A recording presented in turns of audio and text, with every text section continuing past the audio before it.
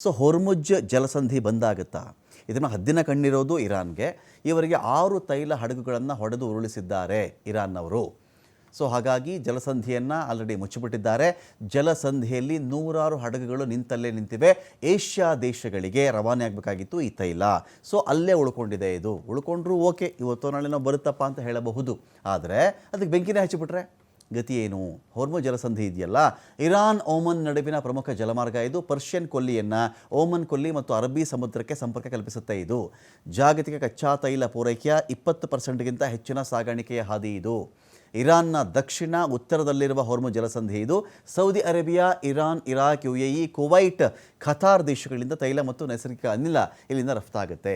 ಹಾಗಾಗಿ ಇದನ್ನು ಕ್ಲೋಸ್ ಮಾಡ್ಕೊಂಡು ಕೂತಿದ್ದಾರೆ ಸದ್ಯಕ್ಕೆ ಅವರು. ಭಾರತ 90% ಕಚ್ಚಾ ತೈಲ ಅನಿಲವನ್ನು ಈ ಒಂದು ರೂಟ್ನಿಂದಾನೇ ಆಮದು ಮಾಡಿಕೊಳ್ಳುವುದು. ಮಿಲಿಯನ್ ಬ್ಯಾರಲ್ಲಷ್ಟು ಕಚ್ಚಾ ತೈಲ ಪ್ರತಿನಿತ್ಯ ಇಲ್ಲಿಂದ ಆಮದಾಗುತ್ತೆ.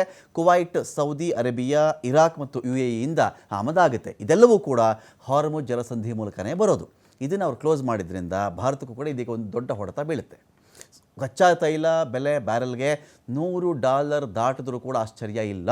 ಭಾರತದಲ್ಲಿ ಪೆಟ್ರೋಲ್ ಡೀಸೆಲ್ ಬೆಲೆ ಈ ಕಾರಣದಿಂದಾಗಿ ಕೂಡ ಜಾಸ್ತಿ ಆಗಬಹುದು ಅಂಥೇಳಿ ಜಾಗತಿಕ ಹಣದುಬ್ಬರ ಗ್ಲೋಬಲ್ ಇನ್ಫ್ಲೇಷನ್ 0.6% 0.7% ಜಾಸ್ತಿ ಆಗಬಹುದು ಅಂತ ಹೇಳಲಾಗ್ತಾ ಇದೆ. ಈ ಬಿಕ್ಕಟ್ಟು ದೀರ್ಘಕಾಲ ಮುಂದುವರೆದರೆ, ಏನೋ ಯುದ್ಧ ಒಂದು 15 ದಿನಕ್ಕಾಯಿತು, ಒಂದು ವಾರಕ್ಕಾಯಿತು, ಅಥವಾ ಒಂದು ತಿಂಗಳಲ್ಲಿ ಮುಗಿದು ಹೋಯಿತು ಅಂದರೆ ಬೇರೆ ಕಥೆ. ದೀರ್ಘಕಾಲದವರೆಗೆ ಲೈಕ್ ಯುಕ್ರೇನ್, ರಷ್ಯಾ ಆ ವಾರ್ ರೀತಿಯಲ್ಲಿ ಇದು ಕಂಟಿನ್ಯೂ ಆಗಿಬಿಟ್ರೆ ದೊಡ್ಡ ಆರ್ಥಿಕ ಹಿಂಜರಿತದ ಭೀತಿ. ಈಗ ಇನ್ಫ್ಲೇಷನ್ ಅಂತ ಮಾತಾಡ್ತಾ ಇದ್ದೀವಿ, ಆಮೇಲೆ ಗ್ಲೋಬಲ್ ರಿಸೆಷನ್ ಅಂತ ಮಾತಾಡಬೇಕಾಗತ್ತೆ ನಾವು. ಆರ್ಥಿಕ ಹಿಂಜರಿತ, ಹಣ ವ್ಯಾಲ್ಯೂನು ಕಳ್ಕೊಳ್ಳುತ್ತೆ, ಕೆಲಸ ಇರಲ್ಲ, ಹಣದ ಒಂದು ರೀತಿಯಲ್ಲಿ ಎಲ್ಲ ಬೆಲೆಗಳು ದುಬಾರಿ ಆಗಿಬಿಡ್ತವೆ, ಜಾಬ್ಗಳು ಹೋಗ್ತವೆ. ತೈಲ ಅಲ್ಲೇ ಉಳ್ಕೊಂಬಿಟ್ರೆ ಅಲ್ಲೇ ಉಳ್ಕೊಳ್ತು ಅಂತ ಅಂದ್ಕೊಳ್ಳಿ. ಎಲ್ಲ ಹಡಗು ಅಲ್ಲೇ ನಿಂತಿವೆ, ಹಡಗು ಅಲ್ಲೇ ಇವೆ, ಉತ್ಪಾದನೆ ಮಾಡೋಕ್ಕೆ ಹೋಗಲ್ಲ. ಆವಾಗ ತೈಲ ಬಾವಿಗಳಿಂದ ತೈಲ ಉತ್ಪಾದನೆ ಮಾಡೋಕ್ಕೆ ಹೋಗಲ್ಲ. ಯಾಕ್ರಿ ಉತ್ಪಾದನೆ ಮಾಡಲಿ ನಾನು ಅಂತಾರೆ. ನಾನು ಉತ್ಪಾದನೆ ಮಾಡೋದ್ರಲ್ಲಿ ಅಲ್ಲಿ ಮಾರಾಟ ಆಗಿಲ್ಲ, ನನ್ನ ಕೈಗೆ ದುಡ್ಡು ಬಂದಿಲ್ಲ, ನಾನು ಮತ್ತೆ ನಿಮ್ಗೆ ಸಂಬಳ ಕೊಡಲೇನರಪ್ಪ ಅಂತಾರೆ ಅವರು. ತೈಲ ಉತ್ಪನ್ನ ಕಂಪನಿಗಳು ಆಲ್ರೆಡಿ ಕೆಲವು ಮುಚ್ಚಿವೆ. ನಿಮ್ಗೆ ಗೊತ್ತಿರಲಿ, ಒಂದು ಅರಾಮ್ಕೋ ಅಂತ ಹೇಳಿ ಒಂದು ತೈಲ ಕಂಪನಿ, ಅದು ಆ್ಯಪಲ್ ಸಂಸ್ಥೆ ಇದೆಯಲ್ಲ, ಆ್ಯಪಲ್ ಸಂಸ್ಥೆ ಆದಾಯಕ್ಕಿಂತ ಜಾಸ್ತಿ ಇರ್ತಕ್ಕಂಥದ್ದು. ಅದು ಆ್ಯಪಲ್ದೇನೆ $3 ಟ್ರಿಲಿಯನ್ ಹೆಚ್ಚಿನ ಆದಾಯ ಇದೆ. ಅದಕ್ಕಿಂತ ಜಾಸ್ತಿ ಇದ್ದಂತಹ ಅರಾಮ್ಕೋ ಎನ್ನುವ ಒಂದು ತೈಲ ಉತ್ಪನ್ನ ಕಂಪನಿ, ಆ ಕಂಪ್ನಿನೇ ಕ್ಲೋಸ್ ಮಾಡಿ ಕೂತಿದೆ ಅಲ್ಲಿ. ಹಾಗಿದ್ದಾಗ ಏನಾಗುತ್ತೆ, ಜಾಬ್ಸ್ ಹೋಗ್ಬಿಡ್ತವೆ. ಇಲ್ಲಿ ಇನ್ನೊಂದು ಏನಂದರೆ, ಕುವೈಟ್ ಆಗಲಿ, UAE ಆಗಲಿ, ದುಬೈ ಆಗಲಿ, ಅಥವಾ ನಾವು ಈ ಥರದ್ದು ಇರಾಕ್ ಆಗಲಿ ಇಂಥದ್ದೆಲ್ಲ ಮಾತಾಡ್ತಾ ಇದ್ದೀವಲ್ವ ನಾವು, ಇಲ್ಲಿರುವವರಲ್ಲಿ ಬಹುತೇಕರು ನಮ್ಮ ಭಾರತದವರೇ ಕೆಲಸ ಮಾಡೋದಲ್ಲಿ.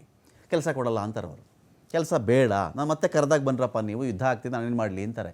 ಕೆಲಸ ಹೋಯಿತು, ದುಡ್ಡು ಹೋಯಿತು, ವಿದೇಶಿ ವಿನಿಮಯದಿಂದ ನಮಗೇನು ಬರಬೇಕಾಗಿತ್ತಲ್ಲ ಆ ಹಣ ನಮಗೆ ಹೋಯಿತು. ಅಲ್ಲಿ ಅವರೆಲ್ಲ ಜನ ವಾಪಸ್ ಬರೋಕ್ಕೆ ಶುರು ಮಾಡ್ಕೊಳ್ತಾರೆ. ಓವರಾಲ್ ಏನಾಗ್ಬಿಡುತ್ತೆ, ಇದು ಗ್ಲೋಬಲ್ ರಿಸೆಷನ್ಗೆ 20% ತೈಲ ಅಲ್ಲಿಂದ ಬರ್ತಿದೆ ಅಂತ ಹೇಳಿದ್ರೆ, ತೈಲದ ಮೇಲೆ ಅವಲಂಬಿತ ಕ್ಷೇತ್ರಗಳಿದೆಯಲ್ಲ, ತುಂಬ ದೊಡ್ಡ ಕ್ಷೇತ್ರ ಅದು. ಅವೆಲ್ಲ ಏನಾಗುತ್ತೆ, ಅದು ಒಂಥರ ಈ ಸರಪಳಿಯ ಎಫೆಕ್ಟ್ ಥರ, ಅದು ಒಂದು ಚೈನ್ ಲಿಂಕ್ ಥರ. ಅದು ಒಂದಕ್ಕೊಂದು ಲಿಂಕ್ ಇದೆಯಲ್ಲ, ಎಲ್ಲವೂ ಕೂಡ ಹಾಳಾಗಿ ಶುರುವಾಗುತ್ತೆ. ಆಗ ಬರುವುದೇ ಗ್ಲೋಬಲ್ ರಿಸೆಷನ್. ಪೆಟ್ರೋಲ್ ಡೀಸೆಲ್ ದುಬಾರಿ ಆಯಿತು ಅಂತ ಹೇಳಿದ್ರೆ, ಅದು ಎಲ್ಲ ಪದಾರ್ಥಗಳು ಕೂಡ ದುಬಾರಿ ಆಗ್ತವೆ. ಇಲ್ಲಿ ದುಬಾರಿಯಾಗುವುದು ಒಂದು ಕಡೆ, ಹಣ ತನ್ನ ವ್ಯಾಲ್ಯೂವನ್ನು ಕಳೆದುಕೊಳ್ಳೋದು ಇನ್ನೊಂದು ಕಡೆ. ಹಣ ವ್ಯಾಲ್ಯೂ ಕಳ್ಕೊಳ್ಳೋದು ಯಾವಾಗ ಅಂದರೆ, ಅದು ನಮಗೆ ಹಣ ದುಬ್ಬರವಾದಾಗ, ಇನ್ಫ್ಲೇಷನ್ ಜಾಸ್ತಿ ಆದಾಗ. ಇನ್ಫ್ಲೇಷನ್ ಜಾಸ್ತಿನೂ ಆಯಿತು, ಇಲ್ಲ ಕಡಿಮೆ ಬೆಲೆಗೇನೂ ಸಿಗ್ತಿಲ್ಲ, ಇದಕ್ಕೆ ಇನ್ನೂ ಜಾಸ್ತಿ ಕೊಡಬೇಕು ಅಂದಾಗ, ಹಣ ಕೈನಲ್ಲಿಲ್ಲ, ಪದಾರ್ಥಗಳಿಗೆ ಇದ್ದ ಬೆಲೆಗಿಂತ ಇನ್ನೂ ಜಾಸ್ತಿ ಬೆಲೆ ಆಗ್ತಿದೆ ಅಂದಾಗ ಆವಾಗ ಬರುತ್ತೆ ಕೊರತೆ. ಅದೇ ಆರ್ಥಿಕ ಹಿಂಜರಿತಗಳು. ಏಷ್ಯಾ ರಾಷ್ಟ್ರಗಳಿಗೆ, ಅದರಲ್ಲೂ ಕೂಡ ಭಾರತಕ್ಕೆ ದೊಡ್ಡ ಹೊಡೆತ ಅಂತ ಹೇಳಲಾಗ್ತಾ ಇದೆ. ಸಮುದ್ರ ಮಧ್ಯದಲ್ಲೇ 150 ಹಡಗುಗಳು ಲಂಗರ್ ಹಾಕಿರೋದು. ಭಾರತ ರಷ್ಯಾದಿಂದ ತೈಲ ಖರೀದಿ ಮಾಡಬೇಕಾದಂಥ ಅನಿವಾರ್ಯತೆ ಒಂದು ಕಡೆ ಎದುರಾಗುತ್ತೆ. ಇಲ್ಲಿ ಟ್ರಂಪ್ ನೋಡಿದ್ರೆ, ರಷ್ಯಾದಿಂದ ತೈಲ ಖರೀದಿ ಮಾಡಿಕೊಡ್ದು, ನಾನು ಹೇಳ್ದಂಗೆ ಕೇಳಬೇಕು, ಇಷ್ಟೇ ಟ್ಯಾಕ್ಸ್ ಹಾಕ್ಬಿಡ್ತೀನಿ ನಾನು ಅಂತ ಟ್ರಂಪ್ ಒಂದು ಕಡೆ ಎಚ್ಚರಿಕೆ, ಬ್ಲ್ಯಾಕ್ ಮೇಲ್ ಅಥವಾ ಧಮಕಿ ಏನು ಬೇಕಾದ್ರೂ ಕರ್ಕೊಳ್ಳಿ. ಅದಕ್ಕೆ ಆ ಒಂದು ಬಿಟ್ಟ ಸ್ಥಳದಲ್ಲಿ ಯಾವ ಪದವನ್ನು ಬೇಕಾದರೂ ಹಾಕ್ಕೊಳ್ಳಿ, ರಷ್ಯಾದಿಂದ ಖರೀದಿ ಮಾಡಬೇಕು. ಈ ಸಿಚುವೇಷನ್ ಹೀಗಾಗಿದೆ ಅಂದರೂ ಕೇಳದೇ ಇದ್ದಾಗ ಆ ಟ್ಯಾಕ್ಸನ್ನು ನಾವು ಫೇಸ್ ಮಾಡಬೇಕು, ತೈಲ ಬೆಲೆ ಹೆಚ್ಚಳವನ್ನೂ ನಾವು ಫೇಸ್ ಮಾಡಬೇಕು. ಹಡಗುಗಳು ಬರ್ತಾ ಇಲ್ಲ ಅಂತ ಬಂದಾಗ ಗ್ಲೋಬಲ್ ರಿಸೆಷನ್ ದೊಡ್ಡ ಮಟ್ಟದಲ್ಲಿ ಕಾಡಬಹುದು.